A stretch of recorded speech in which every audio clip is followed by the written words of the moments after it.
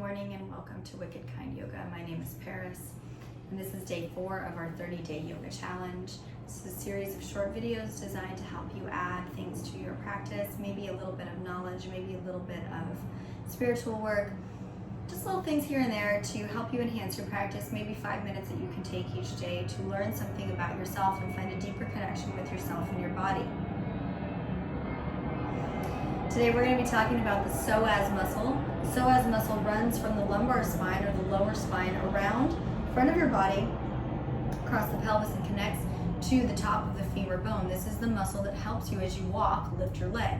So you can take your legs out right now and bring your leg up and down, and that's that muscle that's being used to contract this thigh bone up towards your torso. We often hear people say, oh, my psoas feel tight or my hips feel tight, and that's the same thing, right? The contraction of the psoas muscle is what's going to keep your hips from being able to rotate and have open mobility. There are a few poses that you can do to help with this. We could do a pigeon pose, which means the back leg that's outstretched behind you is going to have that opening of the psoas. You have one contracting and one expanding.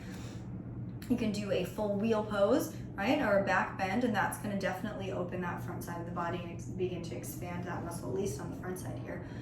What we're going to work on today is a supported bridge pose. It's just something really simple you can do, help you connect again to the space in your body and help see what's going on, lengthen and strengthen that muscle. You're going to begin with your props next to you. I have 2 blankets here. You can use a bolster or pillow, something that's strong enough to support your body. You take your knees up and over, bring your bottom up towards your props. Feet are parallel to one another, shins and thighs are parallel. You can use your hands here to help you roll down, or your elbows on the mat, your choice. Bring the soles of the feet to the mat, knees to the sky. Think again, always about keeping space here. We talk about chest to chin and chin to sky, and that's always this space here that draws as you come into bridge pose, your chest is going to come up naturally, but we want the chin to draw away. Imagine that you are holding a peach or something here in your chin, and you can't squish it. So you have to keep that space for your breath. Or just imagine that your breath is there, because it is. And we want to keep it open and flowing. Begin to press the feet into the mat, the heels into the mat, lifting the knees, lifting the hips, and pressing the shins toward the opposite side of the room, or the front edge of your mat, away from you. Begin to bring your props underneath your hips, and then get them up and under the base of your spine here. You're going to be able to feel where the right spot is.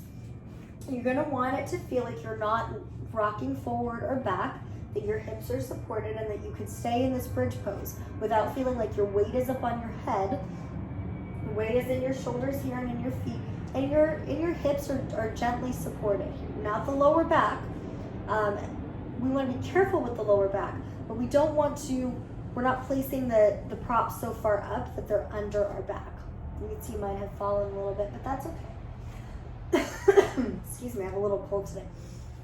So you can take the hands to the mat, and you can stay here, begin to breathe, and just stay. See how you feel in a bridge pose, supported. Hips are up, see how your belly starts to feel. Notice this. As your belly begins to sink down here, you begin to feel stretching in the front of the hip area. You can stay here. You can bring one leg at a time or both legs down, stretching the feet toward the bottom of the mat. That'll be a little bit more of an intense stretch here. Begin to breathe into your front body.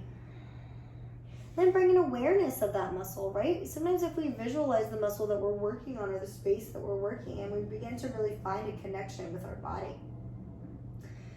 If you'd like to take it even a little bit further, what you can do is take your toes to the mat, and begin to curl your foot so that the top of your foot comes to the mat, and your knees begin to fold down and away. Again, top of the foot to the mat. Got my props a little funky here, but knees begin to fall away down toward the bottom of the mat. Now, we're opening here even more. We're opening through the inner thigh as well. Opening, chin to the sky. You can take your hands to the mat and let them be. You can take them to your heart, to your belly if you want. This is where I would go, and I would stay about 5 minutes. You totally have your choice of where you want your legs to be, and there's no right answer for where you want them, and there's no right answer for how long you're going to stay here. You can stay for a minute or two, you can stay for 5 or 10, it's up to you. But I would stay for about 5 minutes, and then when you're ready to come out, if your feet are here, begin to bring them out in front of you. If your feet are out in front of you, begin to bring the soles of your feet back to the mat. Press your heels into the mat and keeping your thighs parallel, lift your hips, draw your props out from underneath you, return your hips to the mat, walk your feet out wide, let your knees come in for just a moment of constructive rest pose. Feel that lower back begin to return to the mat. Let yourself settle in here. This is just to bring your spine back to neutral and let everything calm down a little bit in your body before turning over to one side and rolling back up. Once you get back up, maybe you just check in with yourself, see how you feel. Does that feel any different in any part of your body? So that's our challenge for day 4, is to give yourself a couple of minutes of supported bridge pose. If you have any questions or comments, please leave them below in the comment section, and we will be back tomorrow for day 5. Doing good so far. I hope you guys are still doing your 7 minutes in silence if you can. I hope that you've tried the legs up the wall. Yesterday we did half Lord of the Fishes, a little twist. So you've got a couple of things in your toolbox now to help you, and I hope that that is helping you out.